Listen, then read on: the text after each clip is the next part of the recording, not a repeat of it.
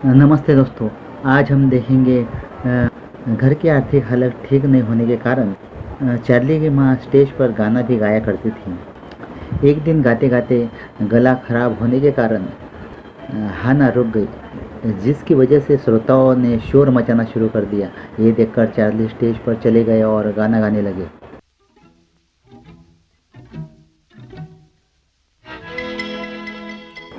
उनका गाना सुनकर लोग दीवाने हो गए और पैसों की बारिश करने लगे। चार्ली ने गाना बीच में ही रोककर कहा कि वे पहले वो पैसे उठाएंगे और फिर गाना शुरू करेंगे।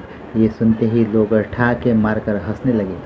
उस वक्त वो महज 5 वर्ष के एक छोटे से बच्चे थे, लेकिन उनके जीवन के उन शुरुआती दिनों में ही वो समझ गए थे कि दुनिया को आपके दुख से कोई मतलब नहीं है। जिंदगी के दर्द को इस गाने में दिखाया गया है। आंसू भरी है ये जीवन की राह, को खुद अपने बुरे समय को झेलना पड़ेगा और उसे दूर करने के लिए संघर्ष करना पड़ेगा। उस दिन के बाद से ही इस हंसते मुस्कुराते इंसान को देखकर कोई सोच भी नहीं सकता था कि इसने कितना दर्द सहा है।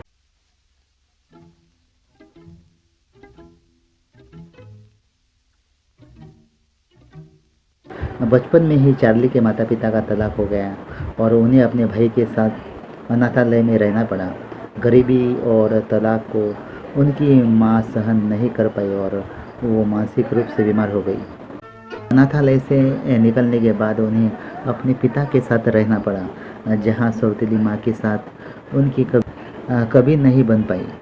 बचपन से ही मानसिक तनाव झेलने वाले चार्ली का दिल कभी पढ़ाई में नहीं लगा और उन्होंने एक डांस ग्रुप ज्वाइन कर लिया, लेकिन उनका मन हमेशा कॉमेडी और एक्टिंग की तरफ रहा। आर्थिक हालत ठीक नहीं होने के कारण वो शराब खाने के बाहर गुलदस्ते बनाकर बेचा करते थे।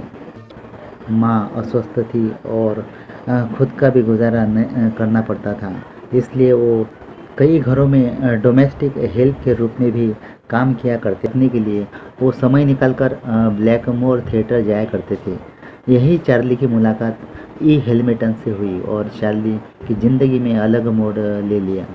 तब उन्होंने अपने स्क्रिप्ट को रटना शुरू कर दिया और उसे इतना रटा कि वो बिना किसी हिचक के बेधड़क अपने डायलॉग बोल सकते थे। अपनी शानदार एक्टिंग और डायलॉग डिलीवरी से उन्होंने ये साबित कर दिया कि वो शानदार एक्टर भी बन सकते हैं। 20 साल की उम्र में बने सबसे महंगे अभिनेता। उनकी ज़िंदगी का सबसे खास दिन 4 मई 1919 को आया, जब उनकी पहली film caught in the rain release हुई। ये उनके निर्देशक में बनी। इसकी ज़रूरत नहीं है कि उस दौर में यूरोप आर्थिक मंदी की चपेट में था और अपने तानाशाह की क्रूरता को झेल रहा था। ऐसे वक्त में हिटलर जैसे तानाशाह से लड़ने के लिए अपने पास हास्य व्यंग्य के अलावा और कुछ नहीं था,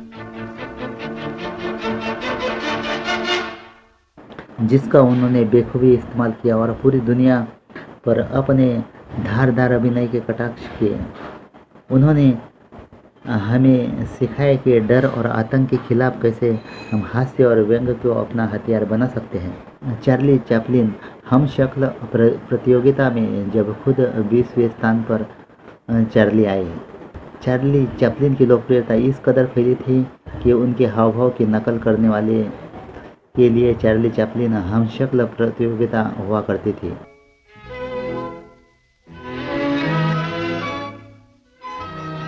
इन्हीं में से कई प्रतियोगिताओं में चार्ली चैपलिन ने खुद भी भाग लिया, लेकिन चौंकाने वाली बात यह है कि इन प्रतियोगिताओं में वह कभी प्रथम नहीं आ पाए। ऐसा माना जाता है कि चार्ली चैपलिन कई बार चैपलिन हम शक्ल प्रतियोगिता में भाग लिया करते थे। उन्होंने 1920 में एक चार्ली चैपलिन हम शक्ल प्रतियोगिता में हिस्सा लिया। इस प्रतियोगिता में भाग लेने वाले प्रतियोगियों की सूची में स्वयं चार्ली चैपलिन 27वें स्थान पर थे। इस प्रतियोगिता का परिणाम देखने के बाद चार्ली दिल खोलकर हंसे। चार्ली का निजी जीवन भी कई विवादों से घिरा रहा। उन्होंने 3 शादियाँ की, पर हमेशा उन्हें रिश्तों से निराशा ही हाथ लगी।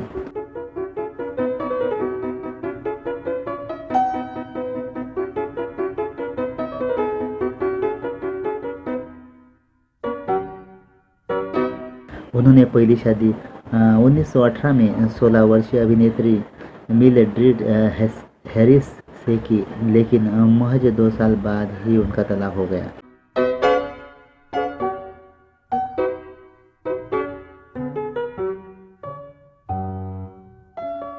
वो अपनी शादी से खुश नहीं थे और उनकी शादी की वजह हैरिस का प्रेग्नेंट होना बताया जाता है।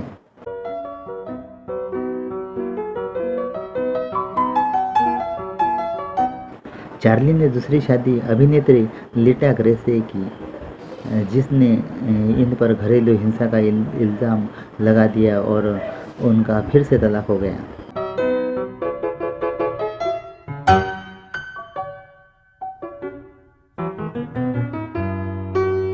आखिरकार 1943 में उन्होंने 18 वर्षीय ओना मिल से शादी की और इस बार शायद उन्हें वो मिल चुका था जो उन्हें चाहिए था।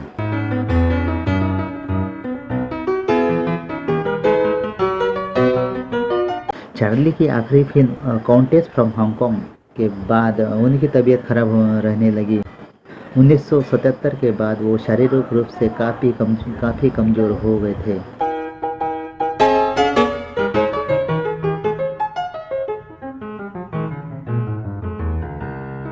लंबे समय से बीमार चल रहे चार्ली ने सबसे बातचीत करना बंद कर दिया था। वो गुमसुम और उदास रहने लगे।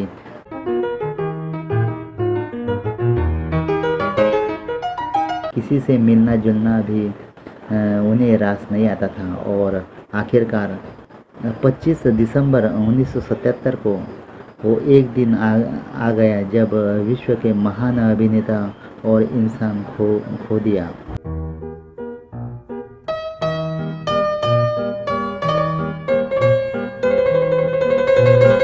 ऐसा इंसान जिसने दुनिया को अपने बुरे वक्त में हंसते हुए उससे लड़ते रहने की सीख दी। चार्ली चैपलिन ने अपने जीवन का सबसे बड़ा हिस्सा स्विट्ज़रलैंड में बिताया और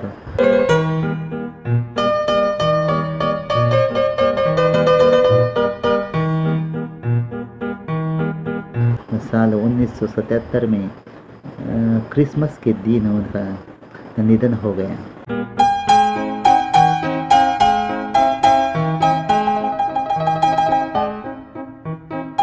निधन के वक्त वह 88 साल की उम्र के थे। 88 साल की उम्र में उनका निधन हुआ।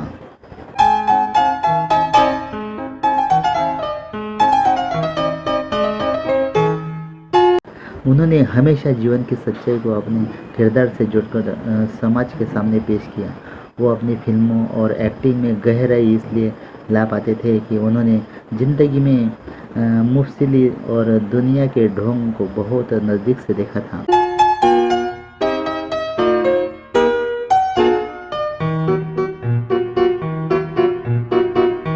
हालांकि उनके बावजूद भी उन्होंने इससे दूर भागने या वैसे ही छोड़ देने का फैसला नहीं लिया, बल्कि उसे सुधारने का जिम्मा उठाया। चार्ली चैपलिन हमेशा एक आशावादी और उन्नत समाज के लिए प्रयास करते थे। Thank you so much.